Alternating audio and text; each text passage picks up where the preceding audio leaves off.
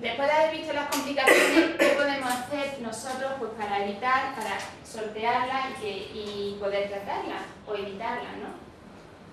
Dos cosas son fundamentales, la educación y la planificación. Para ello es fundamental sobre todo la visita preconcepcional, es decir, ir al médico antes de quedarse embarazada.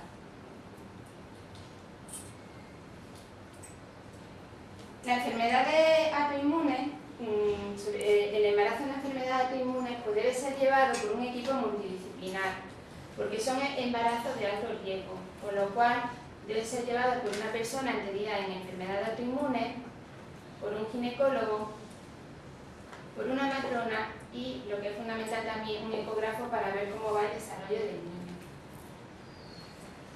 Lo primero que hay que hacer es acudir al especialista en enfermedades autoinmunes para comunicarle que queremos quedarnos embarazadas y, una vez que se conozca la noticia del embarazo, acudir a los test.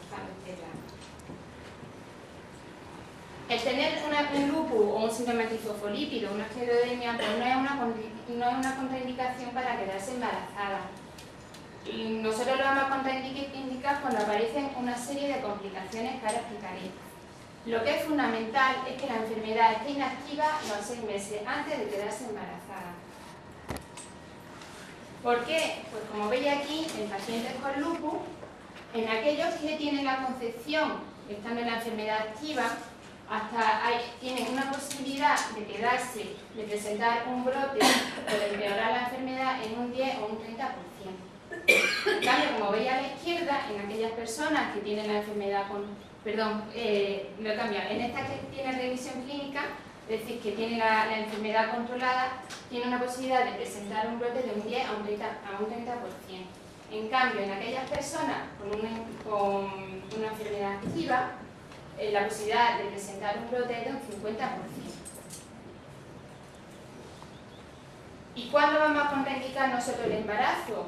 O decir que se espere un poco, pues cuando veamos que esté el riñón afectado, cuando veamos también que tiene un aumento de la tensión arterial que es imposible controlar con fármacos,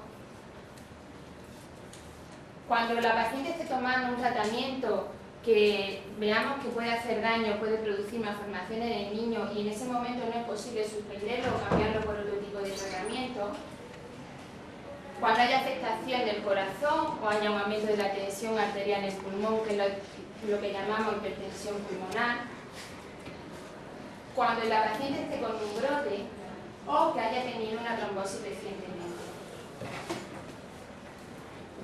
Por el contrario, nosotros diremos que se puede permitir el embarazo cuando haya estado inactiva la enfermedad durante 6 meses, cuando la tensión arterial esté normal, la función renal normal, cuando podamos suspender esa medicación que sabemos que son teratógenas, es decir, que pueden producir malformaciones en el niño. Y lo que es más importante de todo es que haya conciencia, tanto de la mujer como del varón, de ese control intensivo y de ese seguimiento por parte de los médicos. Bueno, ¿y qué pasa con la medicación? Pues hay medicación que los pacientes con enfermedad autoinmune están tomando y que no pasa nada y que pueden seguir tomándola durante el embarazo. Y son esas que veis ahí señaladas en aquí. Los antiinflamatorios se pueden tomar, aunque se recomienda pues, suspenderla a partir de las 22 semanas del embarazo porque cierran una pequeña arteria que une la aorta del niño con el pulmón. Pero es siempre después de las 22 semanas. Antes se pueden tomar los que se quieran. La sulfasalazina se puede tomar. Los antimaláricos es la hidroxicloroquina, el Doltine que tomáis muchas veces. Los corticoides, la ciclosporina A, la zatioprina. Luego hay fármacos que lo que hacemos es suspenderlos o cambiarlos por otro tipo cuando están tomando los pacientes, como son el micofenolato, el metotrexato y la ciclofosfamina, porque se saben que pueden producir malformaciones en el niño. Y luego hay otros fármacos pues, en los que no se tiene todavía mucha experiencia, como el rituximab o los anti-TNF, como el infliximab o el adalimumab, y preferimos pues, evitarlos por si pueden producir algún efecto secundario.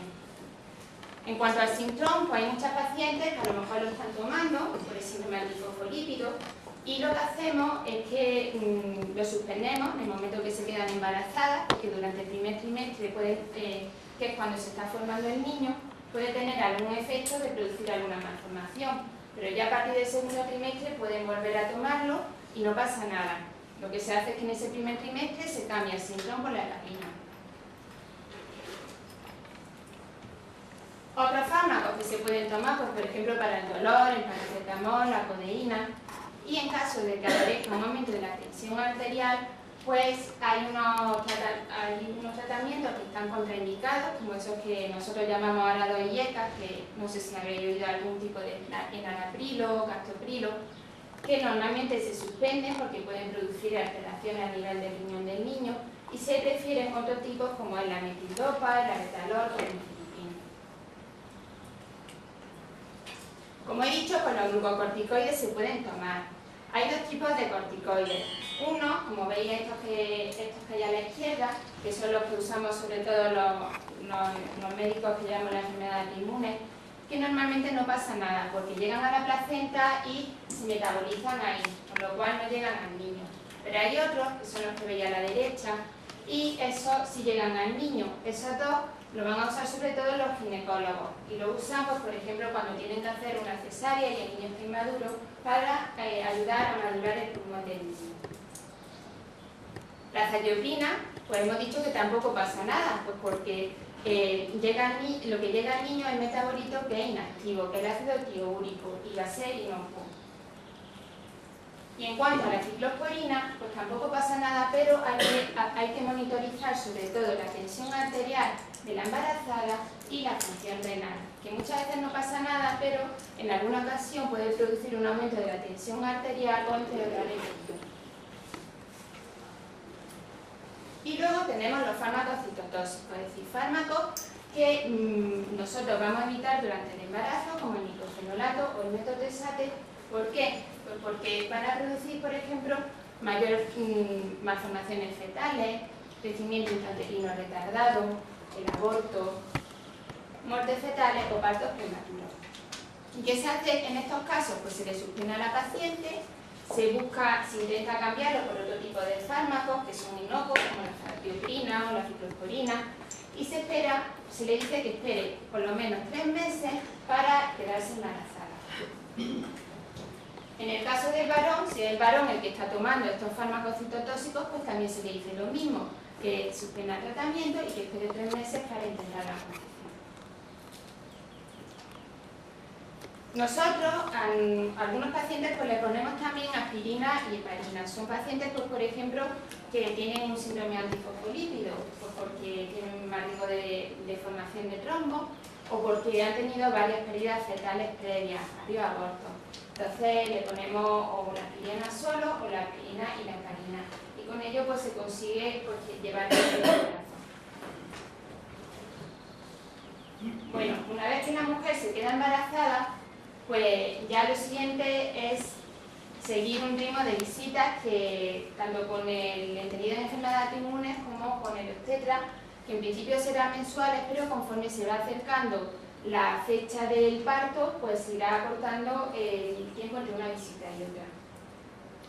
En la primera visita lo que nosotros hacemos sobre todo es sacar una batería de anticuerpos, pues, para ver cómo está la enfermedad inmune, y luego mensualmente lo que es importante es medir la tensión arterial, porque ya hemos dicho que puede haber un aumento de la tensión arterial durante el embarazo. Es importante también ver cómo está el riñón, y para eso pues muchas veces le pedimos una orina de 24 horas, una creatinina. Y luego, pues, por ejemplo, para ver cómo está la actividad de la enfermedad, le pedimos el complemento, en el caso del lupus la antigenea, y también pues le pedimos también una PCA.